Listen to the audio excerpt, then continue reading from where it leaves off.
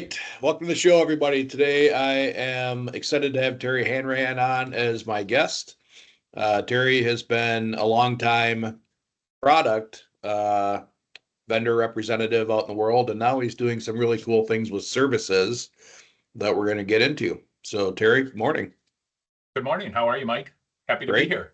Welcome on. Welcome to the show. Excited to have you here. Yeah, absolutely. Me too. So let's kick right in. Let's tell me a little bit about your story, your background. Where are you now, and things of that nature. Yeah. It's been an interesting journey. So I grew up in Madison, Wisconsin, and went to school here. And then after college, I attended the University of Wisconsin La Crosse. After college, I moved down to Oklahoma for a very quick stint with Oscar Mayer Foods, and worked with the military, which was a great experience. A very, attention to detail was critical. Sure. So I learned a lot of skills there. And then I moved to Chicago, and I spent 36 years in Chicago and had a few jobs throughout Chicago. Started the main ones were I worked with Fujifilm, and I was regional sales manager in the technology division. So floppy diskettes were first coming out, and there were 4 SKUs, and I sold them to all the retailers around the Midwest. And I hired a guy that owned a manufacturer's rep firm called Marsh & Associates. The gentleman's name was Steve Schwartz. So I hired him, and eventually bought the company in 1992 and ran the company for 26 years. And then through kind of seeing where that business was going and where that industry was going with shrinking manufacturers, because manufacturers were going direct. Sure. Retailers were going away, like Kmart and Sears and Spiegel and Montgomery Ward, some of the old names you probably remember. Are you calling me old? Yeah, exactly. Yeah. I do. So go ahead, I'm sorry. I do remember all of those. Yeah. So what I did was I saw kind of the writing on the wall, and I saw services as being the best opportunity, because it's more of a long-term relationship with your clients. Whereas selling a product, you're selling pens, and there's a guy that walks in right behind you, and he's got 5 cents cheaper, and you have to defend your territory every 6 months. Yeah, every line review, right? Yep, exactly. So in 2014, I got into services, and then I ended up selling Marsh & Associates and just focusing on services in Chicago. Then I relocated to Denver for 6 years, and now I'm back in Madison, Wisconsin. I got to ask you, 36 years in Chicago, are you still a Packers fan since you came up in here, or are you a Bears fan? Or don't you watch football? No, I'm a Packer fan first, but when you spend 36 years somewhere, you definitely develop a second team. So I do cheer for the Bears as long as it doesn't affect the Packers. Yeah. So if you think back, by the way, your floppy disk story, I was in the military right out of college, and our biggest secrets were on those 3 and guard this with your life on these 3.5-inch floppy disks. And it just seems so quaint. Come a long way. Yeah, it seems so quaint now. When you bought Marsh, what was it that caused you to say, I can do this? I can take this company, be company owner, and step into a whole new role, because, they're not the same. Just being a salesperson is critical, but it's not the same as owning the company. Yeah, and that's a great question. I had the gentleman I became partners with and then bought the company was a gentleman named Steve Schwartz. And Steve was a true visionary and a true leader, and probably one of the smartest sales and business owners I've ever met. So I learned a lot from him in the early days of working for him, and he wanted to eventually exit. And I wanted to take that role. I can tell you, Mike, though, there's a difference between seeing it and wanting it, but the day you buy it, it's a whole different game. all of a sudden, all that Yep, responsibility falls on your shoulders, and it fell off of Steve's shoulders. Steve and I are still very close today. We're very good friends. sure. So I realized that I wanted to have a bigger role in my future. And I saw the opportunity to really advance the company through different technology products and expanding beyond just electronics. So we got Mhm. into food and beverages. We got into more technology products and sold more outside of our territory. Are you able to leverage the same types of relationships when you switch from product to service, or You was it know, a it's start over? No, it really wasn't. And that's kind of what I saw. I saw the changes in the manufacturer's rep business. We were going from making 5 and 7% commission on our sales to being cut down to, 4, 3, 2, 1. And it really Yeah, wasn't sustainable. So in services, I realized that those relationships I had with the assistant buyer or the receptionist or gotcha. the marketing person at Sears and Kmart and Office Depot and Office Max and all the different companies, those people started to rise through the ranks and they were becoming senior level executives. And some of my relationships today with CEOs of companies are relationships I've had 25 years. And, I treated the receptionist and the CEO of the company the exact same way with the exact same respect. So I Yeah. maintained those relationships over the years and they fell right in place for services. If y'all, for those of you listening to this or watching this, like, it's becoming a trip hazard for more and more people that somehow they decide they shouldn't leverage relationships from their business standpoint. And it's really an interesting thing to think about because all of a sudden what happens is those somebody buys a business, and even if they have, and I went through this, I mean, I worked for 25 years before I started this. It's like your identity is such a huge shift that Hmm. you feel like you become a rookie again. And Yeah. it is not the case. It's never been the case. But same yesterday, I talked to a fast growing startup, and he done all of it. He does through leverage with relationships that he's had, and offers a different, version of what he used to do for them. So if you're listening to this, your relationships are, everything as the foundation of your business. It'll cause you to have to be good at it. You'll have to treat your, those relationships well, but don't leave that whole market off the plate for whatever your business you're in if you're looking at this. Yeah, and I So think it goes an additional step here, Mike. You have to be willing to be a good partner in a relationship in business to receive the opportunities. So these people that I worked with that are now leaders of yeah, companies, we've done things for each other, and there's never a scorecard. right. It's not a zero sum game. I try to do anything I can for those people, offer my assistance anytime I can, and ultimately you start to trust each other. And when there is an opportunity that makes sense, you get the Yeah, opportunity. yeah. It's the little old lady in tennis shoes that we talked about Yeah, yeah, from that's the exactly army right. Yeah, I've told from the that army story. depot. You Yeah, did. yeah, I've told that story to a couple people. Yeah, Yeah.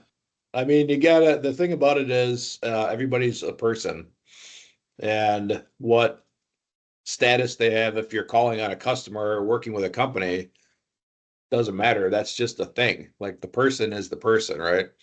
And yep, so, as you've seen and as you described, early connections are now CEO level connections. So don't, without a doubt. again, if you're listening to this, don't sell the receptionist short, so to speak.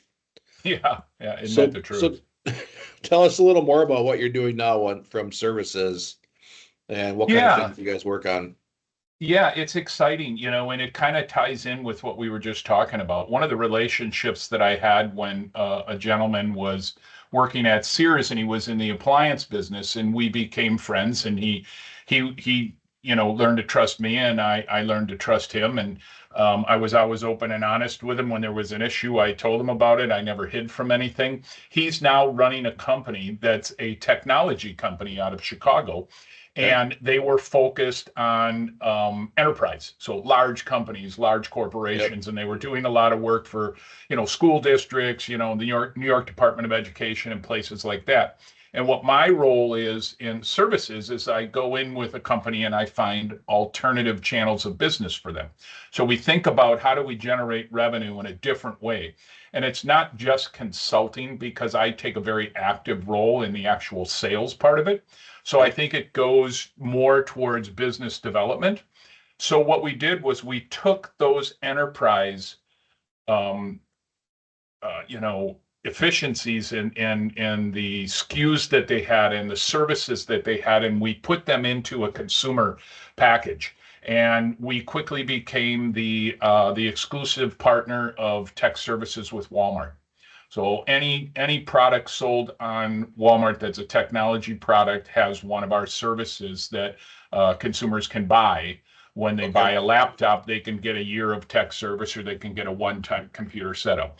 And this CEO has been a friend of mine, and same with the chief product officer of that company, have been and remain very close friends of mine. So we're in the technology business. We're also in the warranty space. So we do warranties with retailers and companies. So, it's what you get when you walk into a Best Buy or a Target or a Walmart or Sure. a hardware store. Sir, would you like to buy a warranty with that? So I do that with a company called New Leaf. The first company is called Agilent/True Network Solutions. And then I work with a couple other companies in the insurance space of platform. And we work with large franchise corporations and offer a simple path for their franchisees to get insurance. So that's another one I work with. And the newest one that I'm working with is a company called 360 Advantage. And this is kind of every once in a while you find a unicorn, Mike. Yeah. Yeah. This is one of those ones where an old relationship of mine, somebody that I've had a great relationship, a gentleman named Rick Kovacs, brought this opportunity to me. It sounded too good to be true. So I spent some time with due diligence, and this is a company that offers additional benefits to their employees through a 125 cafeteria plan and then a self-insured medical reimbursement, so that in the end, the company has a saving of $623 per employee. And this is really important to companies, because if you can save $623 per employee a year, Yep. let's say you have 500 employees, you're going to save over $300,000. Yeah. If your company industry has an 8 times multiple, you're over $2.4 million in company valuation going up. Yeah. And in the process, the employee gets digital therapeutics, and they get additional benefits at no cost to them. So it's one of those rare finds that's a win-win. That's Yeah. exciting. And I'm doing that. And I'll share with you at some point how any companies can reach me at the end of this call. Yeah. And we'll put your info in the show notes when we post it as well, so people can Sure. get a hold of you. Great. So Thank you. what's your biggest learning so far as a leader or an owner? It's kind of funny. It comes out of what was my biggest challenge. And when I was young at Fuji and I was managing people, it started managing rep firms, which are pretty self-sufficient, and then it went into managing people. And then at Marsh and Associates, I managed people as well. And the learning that I had was you have to be current with your employees. You have to make sure that all expectations are set, and you have to have constant check-ins to make sure that everybody's meeting those. Not only your employees' expectations, of my expectations of the employees, but also the employees' expectations of the company. And you Yeah. really need to be aligned with that. And as a young manager, I wasn't. I kind of let things go. But as I've matured in my career, I have the philosophy that everything's on the table. Yeah. 100% on the table. Yeah. We do a management class, and I'm kind of like I like digging into the world of what we do. And the last acknowledged management big book was written in 1999. And from 1999 through 2024, every book has been about leadership. And so we now have a leadership. Well, first of all, most of it's not been very, we theoretically have a leadership investment, but a huge management gap in companies of all sizes. And it's exactly what you said, right? The details. And we're on leadership as competence or management as competence and productivity of your people, and leadership is inspiration and motivation. Yep. Well, Brad Sugars, who founded actionCOACH, one of his favorite sayings is, she copied Jim Rohn. If you motivate an idiot, you just get a lot of dumb stuff done faster. So, because there's that big gap, that's like literally in 25 years, the last major book they acknowledge is like Who Moved My Cheese, or the 1 Minute Manager series, which is Yeah. super super interesting. But so what was the challenge that caused you to learn that? You said your biggest learning came out of a biggest challenge. Well, the challenge is that we weren't all heading in the right direction. We weren't working with the same objective, and people had um, different vision of what we were trying to accomplish.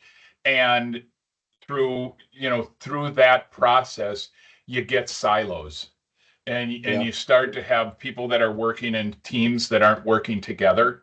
yeah, And you start to have people looking at other groups and saying, why are they doing this and I can't? Why does this person get to do this and I don't?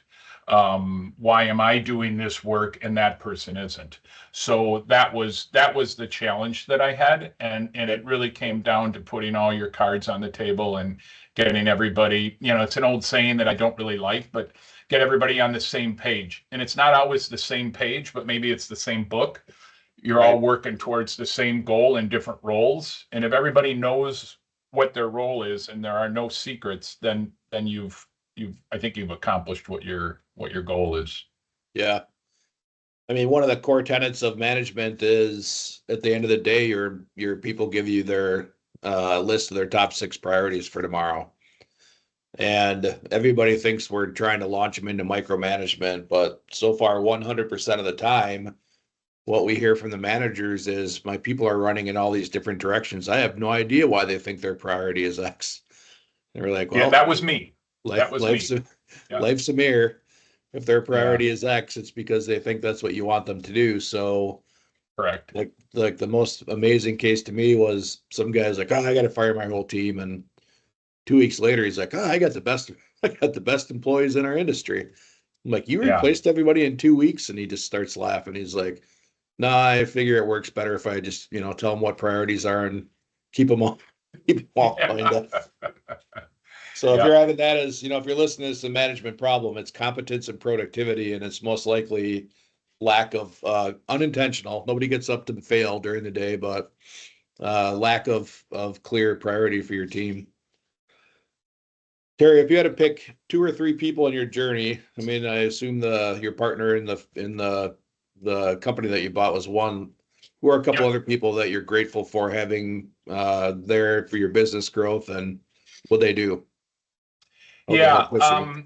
I think it's you have different people at different times, and it's not always the same person from start to finish. So Sure. so when I was just growing up, and I have 3 brothers, 2 older than me and one younger, that are all very successful. Our father kind of showed us a work ethic. He ran a lumber Cool. yard out in Mount Horeb, Wisconsin, and we worked at his lumber yard in the summer. And we started when we were in 7th grade, and we worked, 8-hour days, 7th, 8th, 9th grade, and we were paid, and we made good money. But what it taught us was that you got to work hard. If you want something, you got to work hard. And he was a business owner, ran this lumber yard. And we saw that our father worked very, very hard to be successful, and he was successful. So that was kind of early. When I was young in my career, I have had an uncle, my uncle Bob, who was a Vietnam veteran, great basketball player for Marquette back when they were the Marquette Warriors, and named Bob Hornack. And Bob was my business mentor when I was a young man. And I spent a lot of time when I started with Oscar Mayer Foods and making the move to Chicago Gotcha. and talking to him on a regular basis. So he was a true mentor for me in my career. And then, when I purchased Marsh and Associates, Steve Schwartz kind of led by example. Okay. So we didn't have the relationship where we sat down and talked about mentoring or anything like that, but he led by example. And then finally, I would say my three brothers are all very successful, and either through example or conversation with my oldest brother, who was the CEO of a couple large public companies. There've been a lot of people that helped guide me along the way. Yeah. So what's the next big thing for Terry Hanrahan and your business, the business that you're running right now? Well, we're continuing to grow the tech space, the tech services. We've got a relationship that's going to be launching at the end of this month with Guaranteed Rate, who is now Rate, the mortgage company. They're going to be selling tech services under the Rate Oh, brand. really? Yeah, pretty exciting. And also the 360 Advantage. It's just such a really cool product in the sense that companies can save money, employees get new benefits, they get a digital therapeutics that help them be healthier. And if you have healthier employees, Right. you'll have better long term. They miss work more. There's not as much turnover. They're happier, and none of this costs anybody money. Company saves $623 a year. The employees get additional benefits at no cost to them, plus they get digital therapeutics. It's pretty exciting. In fact, their paycheck actually goes up a little bit with this program. So it's really exciting. Is it a replacement or in addition to No, regular? great question. Thank you, Mike. It is not a replacement of benefits. It's actually an addition of benefits. So it doesn't replace the current benefits.